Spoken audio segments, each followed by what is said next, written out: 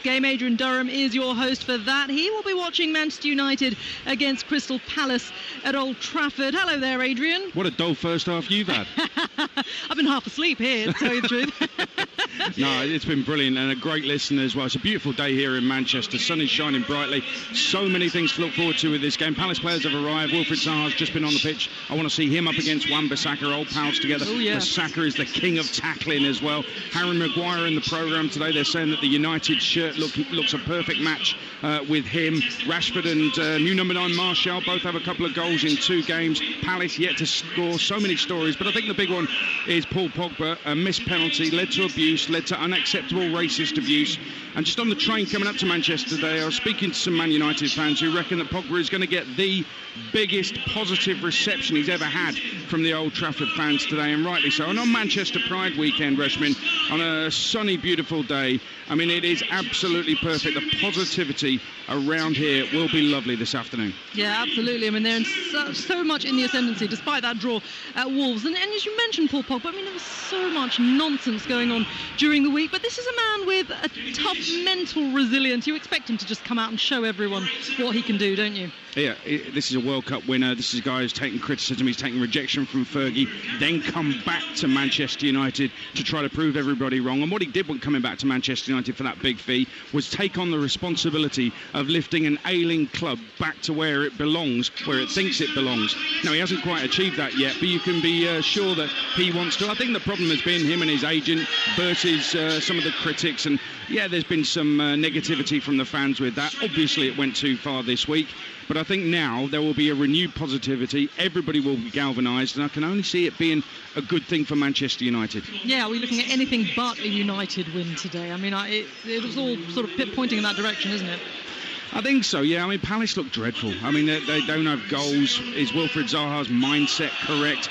Will Wan-Bissaka, completely shut him out today? Will he be okay coming back to Old Trafford, where it really didn't go well for him at all? They don't look good at all, Crystal Palace. Haven't scored a goal. There's a split between Zaha and the board. Roy Hodgson pointed the finger at the board over the Zaha thing. Nothing's really good. And when you've got Roy Hodgson in his pre-match press conference talking about opera singers, you sense that all is not quite well.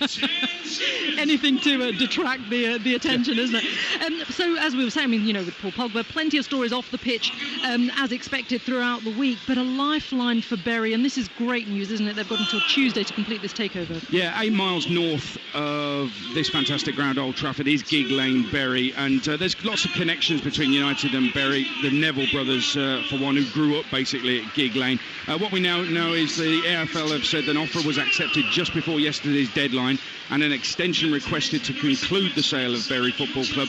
The prospective buyers are CNN Sporting Risk, the son of Burnley fan and former Blair spin doctor Alistair Campbell, that's Rory Campbell, and Henry Newman, who is actually, he loves coaching. He was offered the director of football role, I believe, at Barnet Football Club, turned it down because he just wanted to be out on the coaching field. So what that means for Paul Wilkinson, who's meant to be the manager at Bury, I don't know. But listen, in terms of the club, it's got to be a positive. They've got till Tuesday, 5 p.m, to sort the deal out and complete it, so fingers crossed.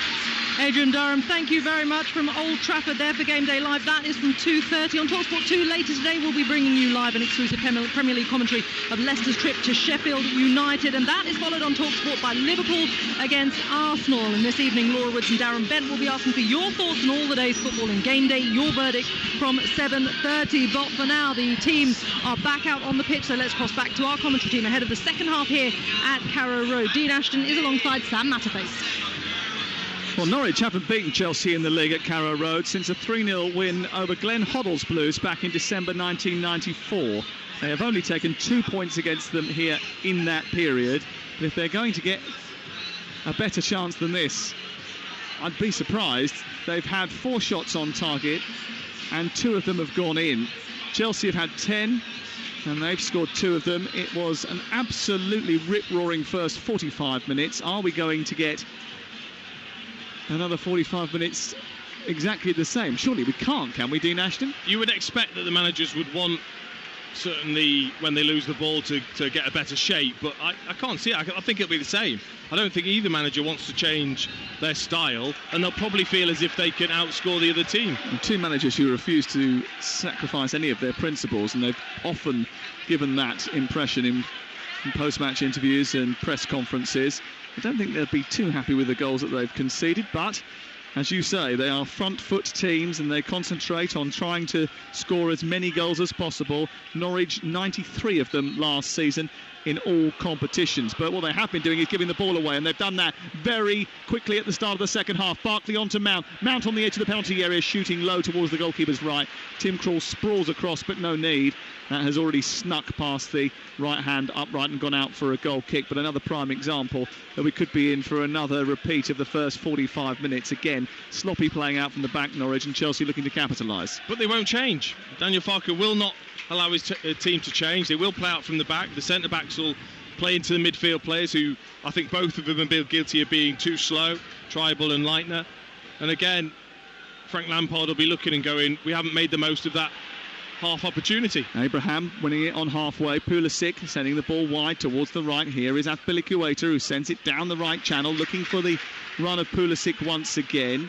And Chelsea momentarily lose the ball, and then Norwich give it back to them, and there's lots of space in behind the defender for Pulisic, who charges into the box right side and shoots into the side netting.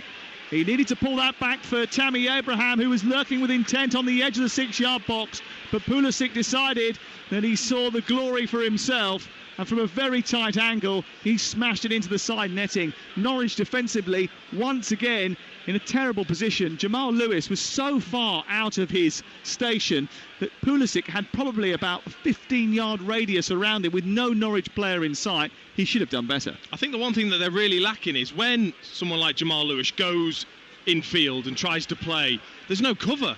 There's no one that recognises that and get themselves into position. So like you said, so much space for Pulisic just to run into. I was just thinking, just go and score.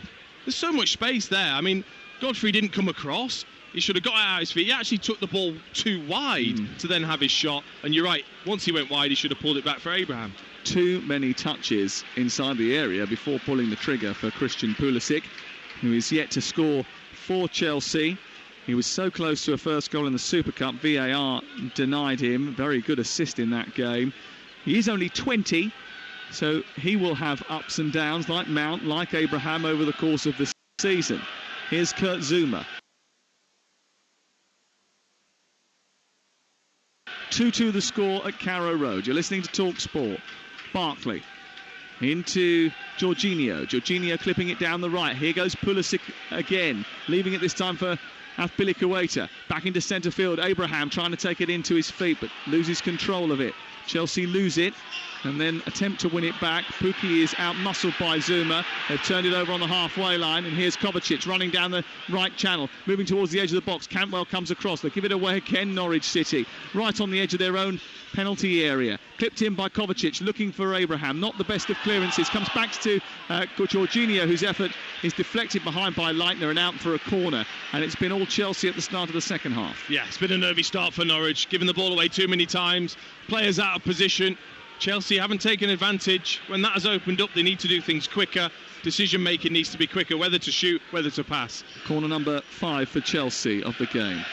2-2 the score after 3.5 minutes of the second half. No changes at half-time for either of these two teams. I'll go through the 11s in just a second. Flicked header at the near post by Azpilicueta from Mount's corner, goes over the top, and it's out for a goal kick away to our right. So Norwich City in yellow-bodied jerseys which fade into green and merge into the shorts are attacking the goal away to our left in this second half. Chelsea in their mod culture inspired away kit with their button down collar, all white it is apart from the socks which are blue, are shooting from left to right.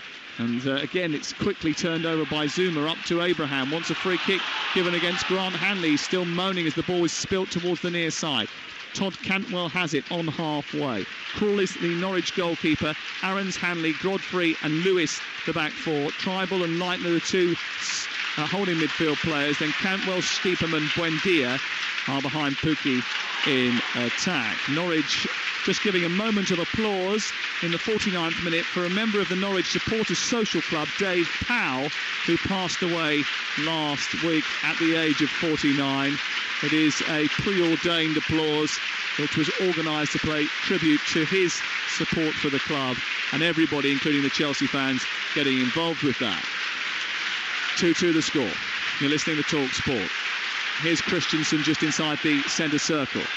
Forward to Jorginho, a couple of yards inside Norwich territory. It's swirled out to the left. Mount picks it up, plays it down into Barkley's path. He's down by the byline, trying to pull it back. He takes 2 or 3 touches, then sets it up for Kovacic to strike. Blocked by Godfrey again. Good defending by the Norwich centre half. And Norwich scramble it clear to the halfway line. Again, beautiful reverse pass to start that move off from Jorginho. Great vision. And then looking to get Barkley in. Just took a bit too long, and you're right, then once the ball was played back, there was enough Norwich bodies, especially Godfrey, who's more than happy to dive in front of the ball to block things. Again, I just feel as if Chelsea do need to do things just a little bit quicker, a little bit snappier. Chelsea have traditionally quite enjoyed their trips to Norwich. They put an article on their website yesterday showing all the belting goals they'd scored here over time, even recreating a Gianfranco Zola goal. Joe Cole's scored 1, Willian 2. He's on the bench today. Here is Tiemo Pukki, who's already scored once this afternoon. Plays the ball towards the edge of the D. They've got a problem here a little bit further back, but Cantwell is trying to pick his way through the Chelsea defence. They don't deal with it particularly well. Marco Stiepermann is still down after a collision about 15 yards back from the edge of the Chelsea penalty area. But Chelsea looking to break. Abraham showing his strength this time to beat Godfrey to the ball. Plays it into Kovacic. Chelsea play the ball out. And there's a hand injury here for Stiepermann. I think it might be his little pinky on his right hand, which has just been popped out of position. Exactly. If Kovacic knew that, would he have actually played it out? But he was lay on the ground as if he'd maybe hurt his knee. It really is his little finger. It is, yeah. Just so we're clarifying the situation.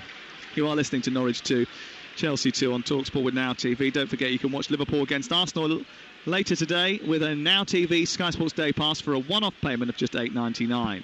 And the Chelsea team, by the way, Arida Balaga in goal, Piliqueta, Christensen, Zuma and Emerson the back four, Kovacic and Jorginho, and then Mount, Pulisic and Barkley supporting Abraham in attack. Pedro was on the team sheet, but he was withdrawn because of a hamstring injury picked up in the warm-up, which I think might have been quite disruptive. Daniel Farke is standing on the touchline, and he is just sending out 1 or 2 substitutes to warm up, including Kenny McLean, who was a permanent fixture in the centre of midfield at the end of last season. Stiepermann, though, seems to be okay. That little finger has had a bit of treatment. So if he was at Manchester City, there's probably a little finger specialist. Yes.